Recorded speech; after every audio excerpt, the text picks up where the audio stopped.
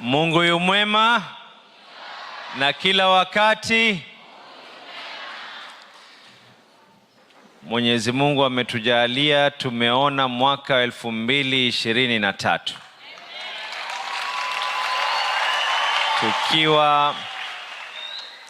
Tukiwa tumebarikiwa kufika mwaka 2023, tuwaombe Mungu wale walituacha miaka ile iliyopita. Mwenyezi Mungu awaweke pema palipo na wema. Na kabla sijaanza kuongea, nataka kuwatambua ndugu zangu, Mheshimiwa Owen Baya ambaye ni Deputy Majority Leader, ndugu yangu Hassan Omar Sarai ambaye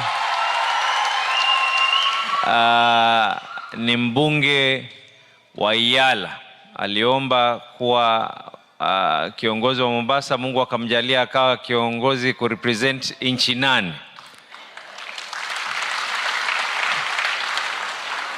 Sasa mimi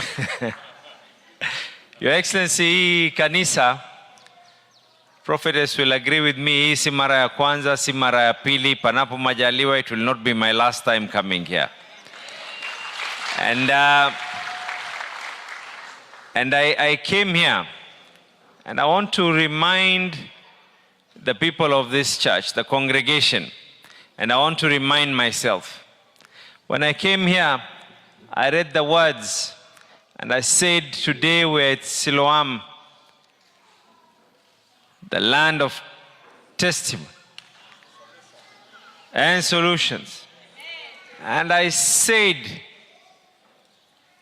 that as per its own words, one day I will walk here and I will tell you that your prayers worked and I'm the governor of Mombasa. Na Mwenyezi Mungu akanijalia, the day that I walked in here, yani kweli Mungu ni Mungu. The day I walked in here, I walked in as the governor to testify to you that your prayers worked, and then I was accompanied by the president of the country.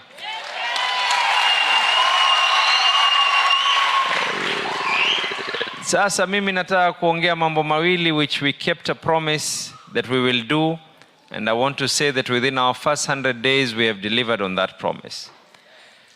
The first promise that we made, as it will no longer be an unwritten law that churches, mosques, and any other place of worship, land rates should not be paid. We have now anchored it in law so that anyone, anywhere, can never ever try and do anything. Kwa hivyo ardhi ya kanisa, ya msikiti, and any place of worship, it is now anchored in law. Your Excellency, nilikuwa nakwambia asubuhi ya kuwa tunajaribu kukusanya pesa hapa na pale, lakini ya Mungu tuachie Mungu. So hapo tumekubaliana, and we've even put it in our finance bill. Secondly, nilikuja hapa nikasema kwa there's a need for cohesion. Mnakumbuka wakati wa siasa tukizunguka, ilikuwa mji umechemka sana. Wao wanasema Waislamu, Wakristo, hawa hivi. Mnakumbuka sio? Na nikaja hapa nikasema ya kwa mimi, one of the things that I will intend to do and I will do is to come up with laws that will ensure that we have cohesion from our ECD levels. We have cohesion at the county government where the face of Kenya will be the ones to be employed. Every single person has an opportunity.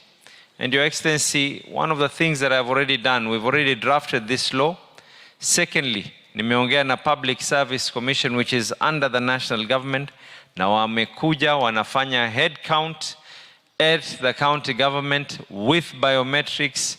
We want to know who is who, uko kabila gani, ni dini gani. We want the face of Kenya to be represented at the county government, so that tukiwa tunaongea makampuni mengine ya ajiri watu wote, let us be the first ones who will be leading by example. And mine is just to say a hearty welcome to you, Your Excellency, and to the first family. Karibuni sana Mombasa. I'm yet to get confirmation from the First Lady, but by yesterday we were still convincing her that akae zaidi, angalau apige kama wiki moja. And mimi, I know for a fact the congregation here wakiomba huwa inawezekana. Kwa hivyo mimi nilipokuja last time niliomba ya kuwa Mungu atujalie tuingie na nikaingie. Sasa mimi leo siombi makubwa, naomba tu muwaeke imani First Family, angalau wasema wapige kama 1 week hapa, tupate na mazuri ziada, si ndio? Karibu sana Your Excellency the President of the Republic of Kenya.